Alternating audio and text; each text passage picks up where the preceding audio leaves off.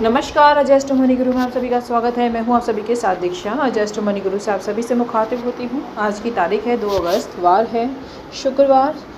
Show में हम बात करेंगे अमेरिकी सोयाबीन और मक्की पैदा 2020 के निचले स्तर के नज़दीक जा पहुंचा है, इसके बारे में। चालू सप्ताह के तीसरे कारोबारी दिवस शिकागो के सोयाबीन और मक्की पैदा में थोड़ी वृद्धि दर्ज की गई है।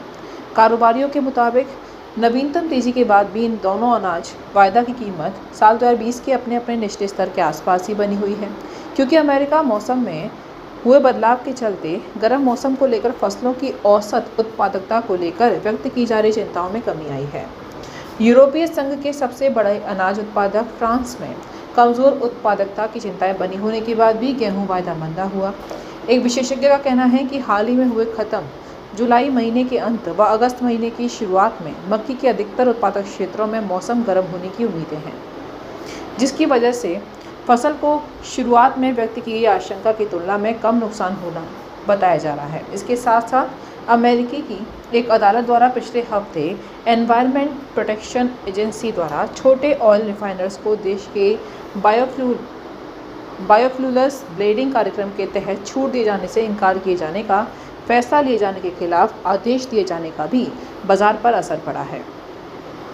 शिकागो बोर्ड ऑफ ट्रेड का सर्वाधिक सक्रिय सोयाबीन वायदा 0.39% तेज होकर $10.25 प्रति बुशल हुआ है। हालांकि यह वायदा अक्टूबर 2020 के बाद के निचले स्तर के आसपास ही घूम रहा है। मक्की वायदा भी 4.3 से $4 प्रति बुशल पर 0.19% बढ़ा। वहीं गेहूं वायदा 0.33% मंदा होकर $5.22 पर आ पहुंचा है। ये दोनों वायदा भी वर्ष 2020 के बाद के अपने अपने निचले स्तर के आसपास घूम रहे हैं।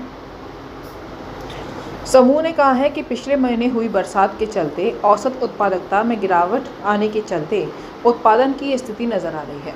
गेहूं पर दबाव और बढ़ाते हुए रूस का एक कृषि एजेंसी साइबको ने समूह ने कहा है कि पिछले महीने हुई बरसात के चलते औसत उत्पादकता में गिरावट आने के चलते उत्पादन की स्थिति नजर आ रही है। दूसरी तरफ यूरोप के कारोबारियों ने कहा है कि ट्यूनीशिया की सरकारी अनाज एजेंसी द्वारा अपने एक अंतर्राष्ट्रीय टेंडर के माध्यम से करीब 1.25 लाख टन सॉफ्ट मिलिंग गेहूं और करीब 50,000 टन दुर्रम गेहूं की खरीद किए जाने की चर्चाएं हो रही हैं। कारोबारियों ने ये भी बताया है कि जॉर्डन के सरकारी अनाज खरीदार द्वारा करीब 50,000 टन हार्ड मिलिंग गेहूं खरीदे जाने की चर्चाएं चल रही हैं। माना जा रहा है कि अपने एक अंतर्राष्ट्रीय टेंडर के माध्यम से उसने ये खरीद की है।